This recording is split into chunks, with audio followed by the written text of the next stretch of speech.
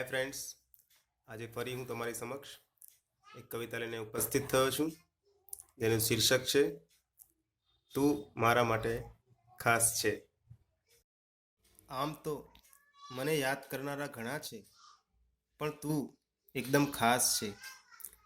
તું મૈત્રીનું સર્જન, બીજે બધે વિનાશ છે. તારો સાથ રમણીય, બીજે બધે કંકાસ છે.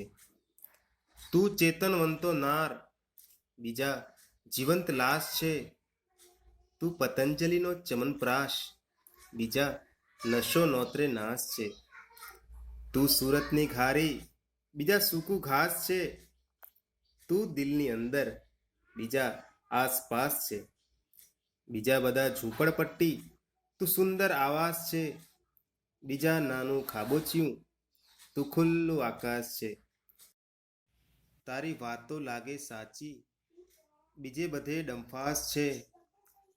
તારા સહવાસમાં જ સુગંધ, બીજે વાસ વાસ છે. તું પૂનમનો ચાંદ, બાકી બધા અમાસ છે.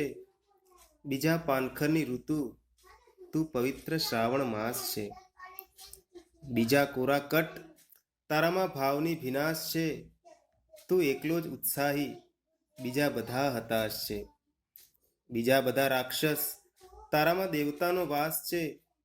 તું એકદમ ભોળો, ને બીજા બહુ બદમાશ છે. બીજા ઠચુક ઠચુક, તું ફાસમ ફાસ છે. બીજા સીધા સાદા, તું એકદમ ઝકાસ છે. બીજા આડું અવળું ખેડેલું, તું સુંદર મજાનો ચાસ છે. બીજા ગરમીનો ઉકળાટ, તું ઠંડી મસાલા છાસ છે. બીજા ઘોર અંધારું, તું જ ખરો પ્રકાશ છે. તું જ ખરો વર્તમાન, બીજા બધા ઇતિહાસ છે. તારો સંબંધ એકદમ પાકો, બાકી બધે કચાસ છે.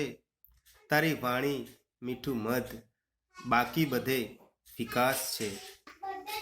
તું ભરપેટ ખાધેલો, બાકી બધે ઉપવાસ છે.